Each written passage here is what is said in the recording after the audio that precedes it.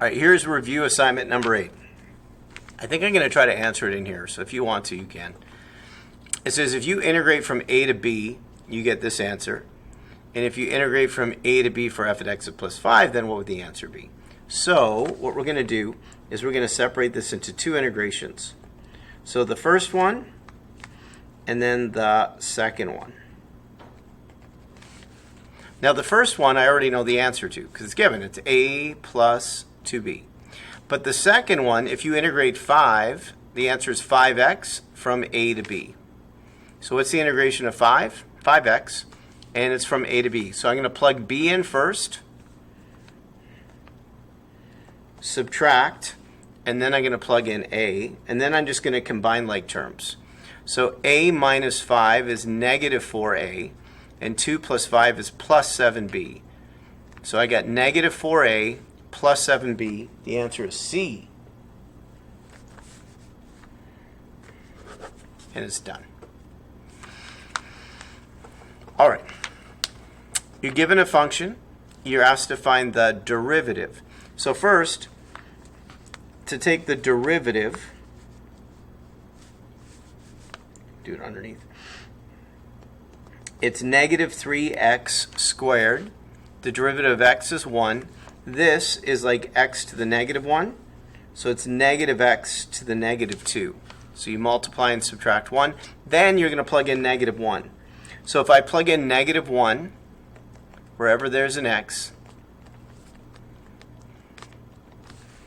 what do I get? So that's positive. So it's positive 1 times negative 3 plus 1. That's positive 1, but it makes it negative. So altogether, I get the answer negative 3. Sure that's right. That matches with D. A bug begins to crawl up a vertical wire at time t equals 0. The velocity is 0. They're trying to trick you to think that the bug is crawling up and moving over and so on.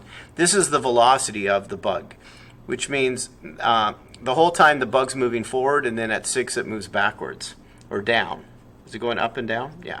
So the bug the whole time is moving up, and then when it's negative, it's moving down, just so you know. So at what value does the bug change direction? Right there, at 6. Done. Because it goes from positive to negative. Number 9. What is the total distance from 0 to 8? So to do that, we need to integrate from 0 to 8, which means off a graph, we need to find the area. So, and when it says total distance, all the areas are positive. So from 0 to 6, that's a trapezoid. I'm just doing a trapezoid. So the height of the trapezoid is 3.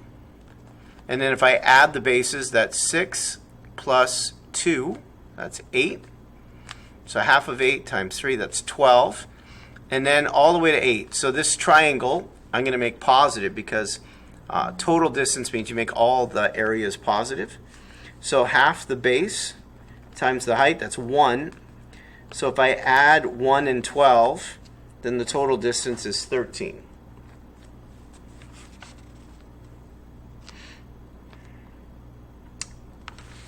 Number 11. The graph of the derivative of f is shown. That's right here. Which of the following could be the graph of f? So let's make sure we understand what we're looking at. So when you're given the derivative, know that at negative 2 and positive 2, it goes negative, then positive, then negative, which means we have a minimum and then a maximum. So do all of these show a minimum at negative 2? No way. No way. Well, this is the only one that shows a minimum and a maximum that could match it.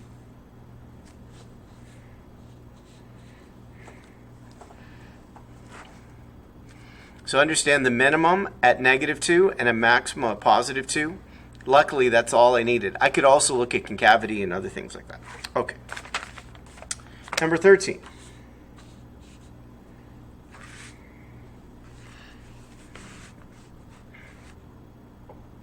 Let f be a function defined for all the numbers, then f is decreasing on which of these intervals?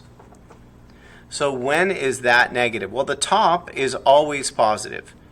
So when is this negative? So when is x minus 2 less than 0? So when x is less than 2, that means from negative infinity up to 2. That's when it's decreasing.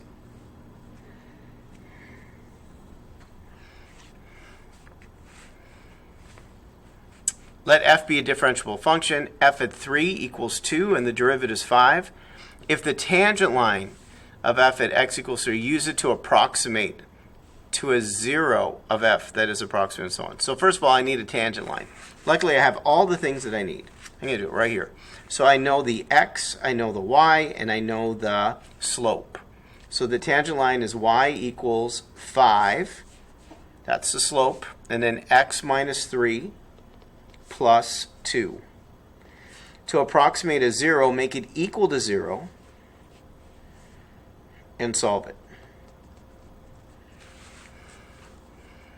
So I'm going to subtract 2 and divide by 5. And then finally I'm going to add 3. Now when I add 3, I'm going to get common denominators to make it a little bit easier. So I got 15 take away 2. That's 13 over 15. I'm thinking, which answer is like close to that?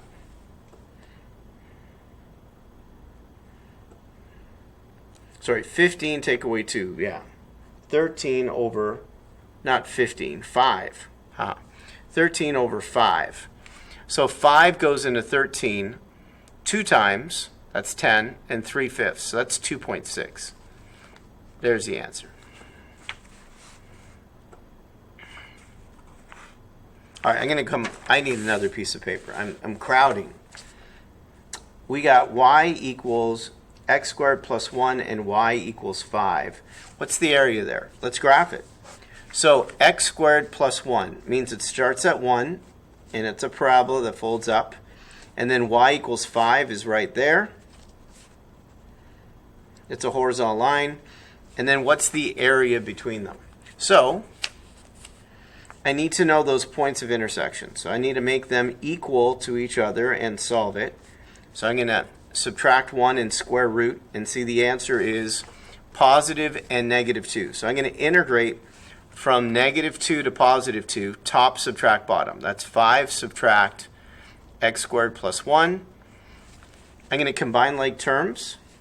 So 5 take away 1 is 4 minus x squared.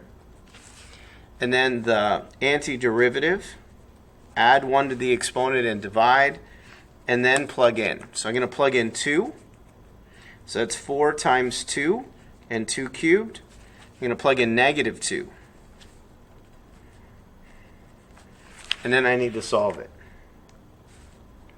So I have 8 minus 8 over 3 minus 8 minus, and a negative will make it plus 8 over 3.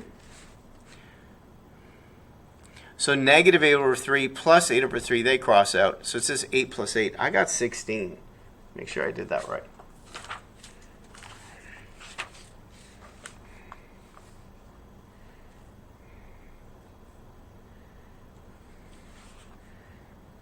What did I do wrong? 8 minus, I got 16. Oh, I minus them. So negative 8 over 3 minus 8 over 3 is minus 16 over 3. And then I need common denominators. So that's going to be 48 take away 16. What is that? 38. Is that 32 over 3? Yeah.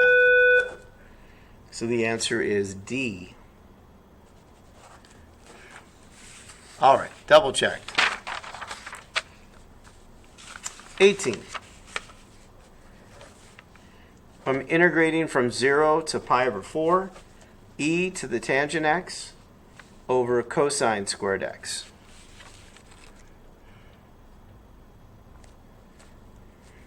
So for 18, I'm going to have to do, I think, a trig substitution. Right? Yeah. Or not. It's just that 1 over cosine squared is equal to secant squared. See, there's no connection between tangent and that, but there is to secant.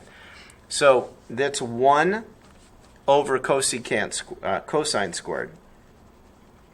And the reciprocal of cosine is secant. All right, now the hook, the derivative of the exponent is there, so the hook goes away. Just copy from 0 to pi over 4, and then plug in. So the value of tangent at pi over 4 is 1. The value of tangent at 0 is 0. So that's just e minus 1. And that answer is C. At pi over 4, the point is root 2 over 2, and root 2 over 2, when you divide it, sine over cosine, or y over x, you get 1.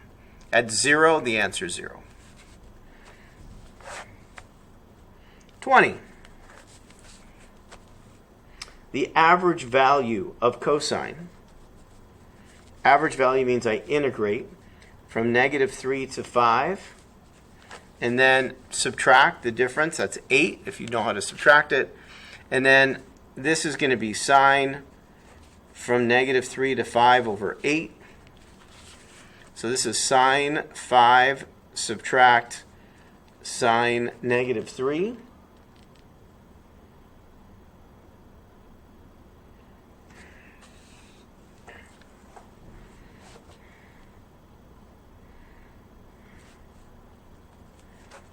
And a negative make it plus.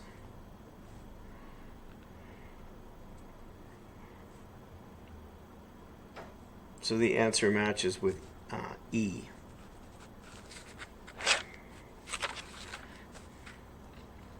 (21) The limit as x approaches 1 for x over ln x.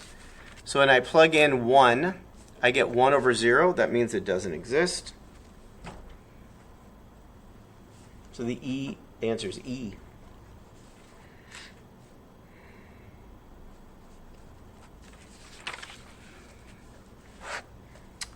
(22) What are the values of x for which the function, you write it down, f of x equals x squared minus 3 e to the negative x is increasing? So I need to take the derivative with the product rule. That's the first times the derivative of the second, and then there's a hook, plus the second times the derivative of the first, and make it equal to 0. I'm going to factor out e to the negative x, and you're left with x squared minus 3 minus 1. That's x squared minus 4 plus 2x.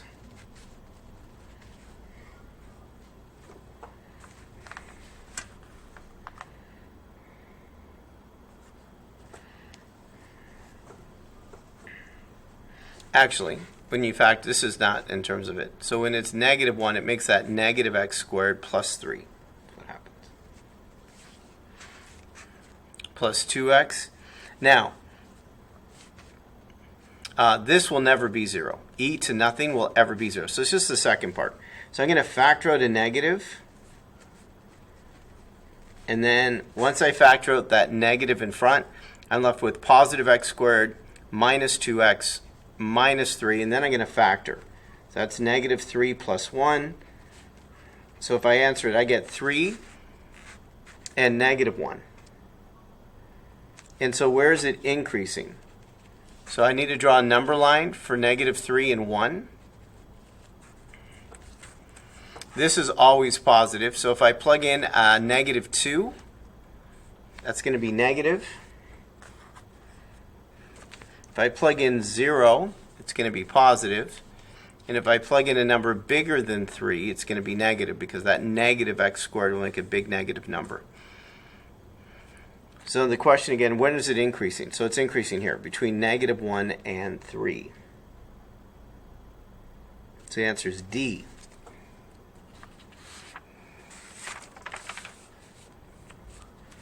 (23) If the region enclosed by the y-axis, the line y equals 2,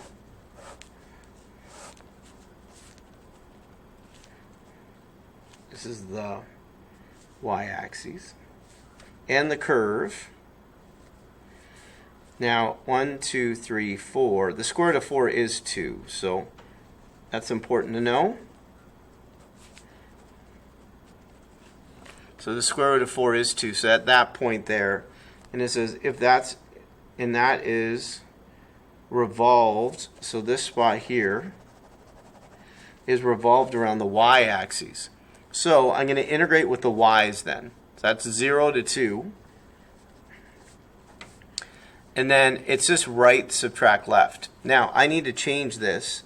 So I'm going to square both sides and know what x equals. So x equals y squared.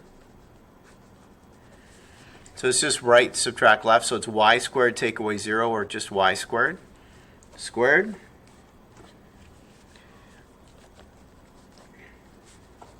That's y to the 4th. Integrate that. That's y to the 5th over 5. Plug in 2. 2 to the 5 is 32. So it's 32 pi over 5. Subtract 0. So it's just 32 pi over 5, which is matches with A. Turn the page.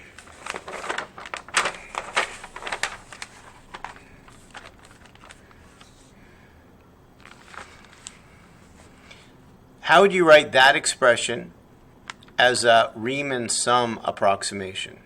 So we know all these are integrations. So this is going to be the width, right? The common width of it. And then these are the heights that follow.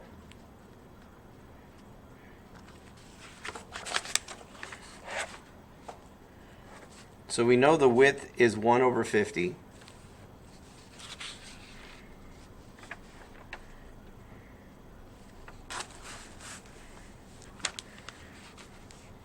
And then the function must be the square root of x. So you're just square rooting each time across from 1 over 50, from 0 to 1.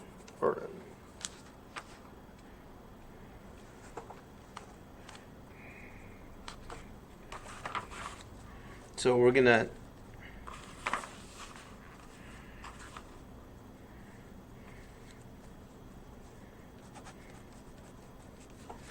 and it goes from 0 to 1. This is what, don't worry about this one. This is the one that's going to match. So that matches with B.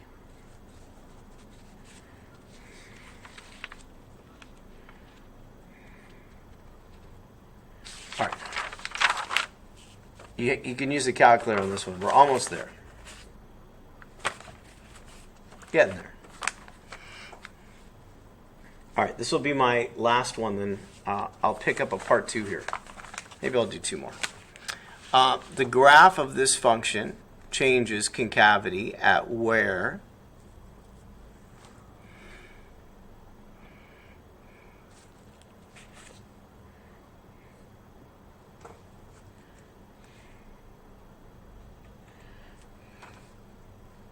so if you take the derivative and then the second derivative, so let's take the calculator out.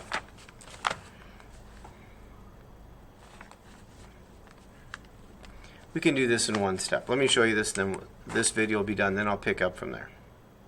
So I ultimately want to solve an equation. So menu algebra solve. And to find the concavity changes, I'm going to take the second derivative. So I'm going to go menu, calculus, derivative, but I want the second derivative here. You know where I can find the second derivative? Let me try again. So if I press this button beside the 9, I can actually get to the second derivative right here with that little negative, that 2 right there. And then put in x and then type in x cubed plus 6x squared plus 7x subtract 2 cosine x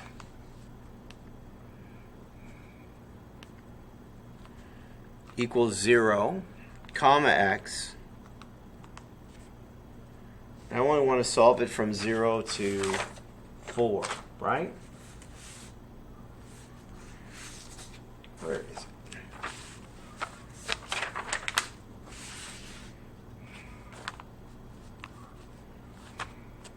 Oh, that's another way to do it. Let me try it this way, and I'll show you another way. So I'm going to go control here, and we're going to say from 0 to, oops,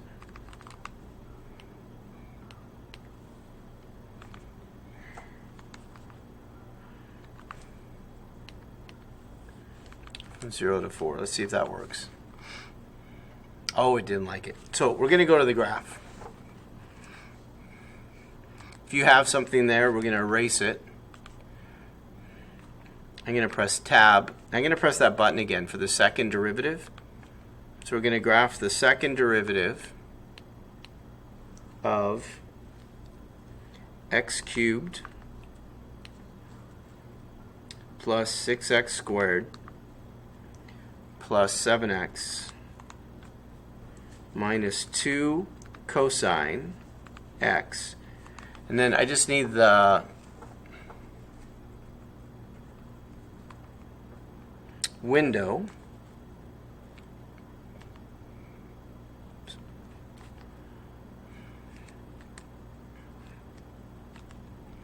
So right now the window goes from 0 to 5. It should be there already, right? And then top and bottom. Man, it didn't like it.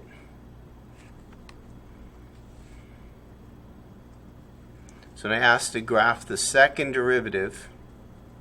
Did I type it in right? X cubed plus 6x squared plus 7x minus 2 cosine x. The second derivative of that.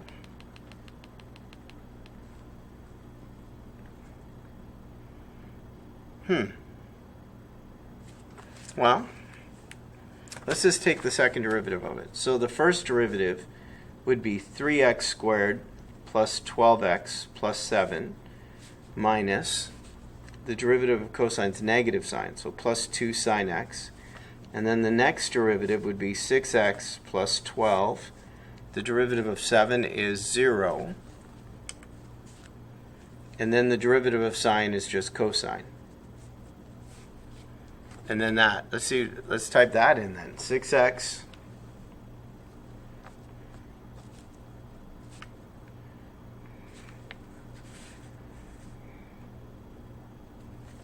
plus 12. I don't know why I didn't like that. So I'm going to erase this.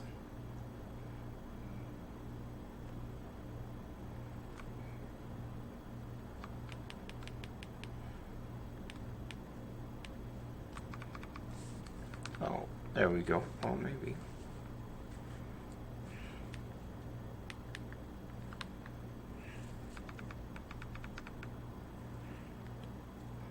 All right, let's try again. So 6x plus 7, no, plus 12 plus 2 cosine x.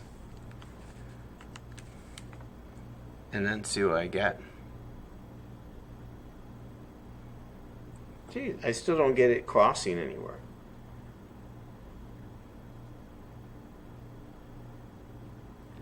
Oh, I know why. It's a negative value here. That's me. I think the other one would have worked too. Let me do the window. And let's go from negative 3, from negative 3 to 3. There it is. I'll try and see where it crosses. So if I go analyze and go 0, I can move it from the left to the right.